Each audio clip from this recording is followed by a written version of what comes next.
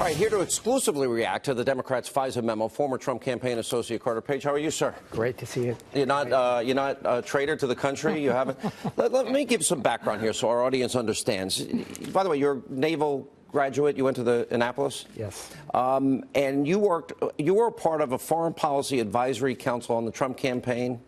They met once and you weren't there? Yeah, I had a previous meeting scheduled with some top military leaders very far from Washington. You never met Donald Trump? Never communicated with him in any way? No. Okay, and so you view yourself as a junior, unpaid advisor. Okay. You did speak at a commencement ceremony in Moscow at the New Economics School. By the way, President Obama spoke there, too? I've spoken at a lot of universities in Moscow going back 15 years, but yeah, I was... And you lived there. Why did you live in Moscow? Because in 2004, Merrill Lynch was, they moved out in 1998 when the emerging markets crisis occurred, and so 2004 was the fastest growth market in the world, and so me and another guy went over to get the office going. You admitted to lawmakers and anybody else that questioned you, and I won't ask you about it because I don't think you can talk about it, can you? Certain meetings you might have had, that while in Moscow you had brief encounters with people that may have been senior government officials. I said hello. One of the other speakers at the New Economics School was a government official. I said hello as he was walking down the street off the stage. That's the Deputy Prime Minister of Russia? Yes. 10 seconds. Not even. And I've been asking to try to get footage of that, and I've been asked about that in various interrogations, literally in for all hours. Your time on the campaign or not on the campaign, did anybody in Russia ever suggest to you they had negative information on Hillary? Not one word, nothing whatsoever, and not even a glimpse of an offer. Anyone ever suggest to you in any way that there was a hacking that they were aware of? Absolutely not. I heard about it in the news eventually. You're identified a lot in this Steele dossier, Yes. Page 9 of it says that you held meetings with two Igors, Session and the president of the Russian energy giant, and Igor, I'm going to say it the wrong way, Dvatikin? Dvatikin, yeah. And senior, according to people. Did that ever happen? I had not even heard.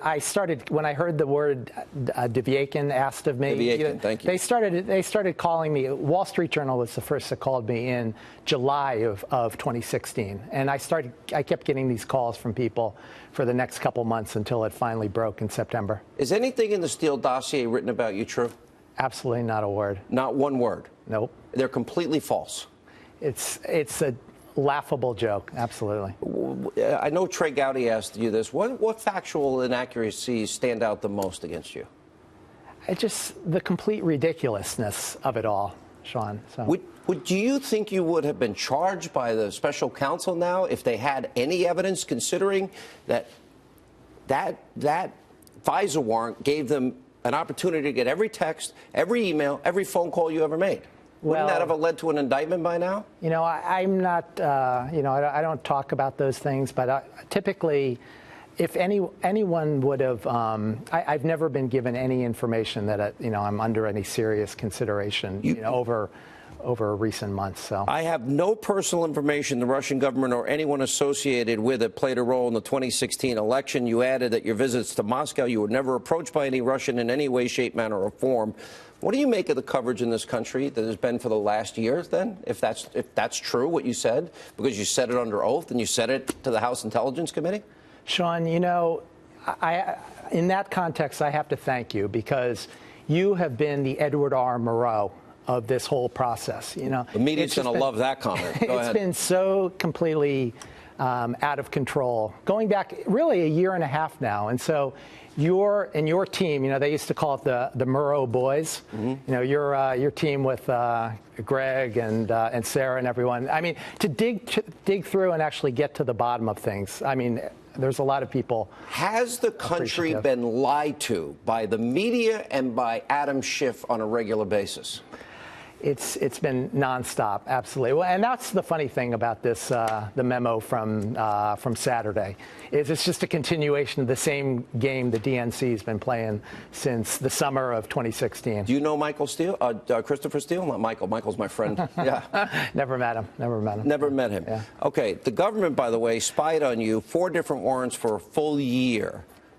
You know what they have on you. You know the emails that they were able to get. Is there anything that in any way would implicate you in any way to associate yourself with Russians to impact elections of this country? I have no fear whatsoever. Although it's interesting, you know, they have these, it's like Mad Libs on this, this memo where they have, typically in Mad Libs, you have to put in a word and it comes out with a crazy saying. But here, you know, it's already these crazy ideas in the 10-page memo, and then whatever's underneath in these blacked out boxes, I'm sure would even be more crazy. So you know the we'll interrogatories that in the case in Great Britain, Steele cast out on the truth of his own dossier?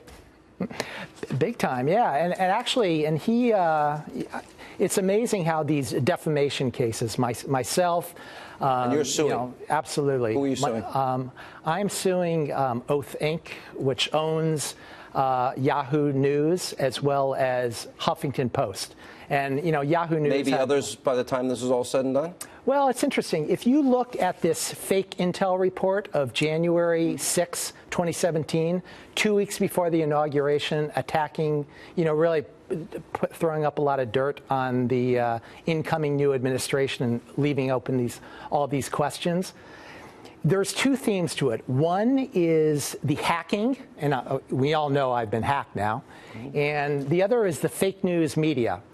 My lawsuit right now is focused on the fake news media, and I'm suing Broadcasting Board of Governors, which is the funder for Radio Free Europe. And we'll see. You know, I've been back and forth with DOJ going back many months now, and so far they've been kicking and screaming. But, you know, I think now that these, you know, the truth comes out, they're going to be more cooperative. Carter Page, we'll have you back, and we appreciate your time. Thanks for being with us. Thanks for everything, Sean.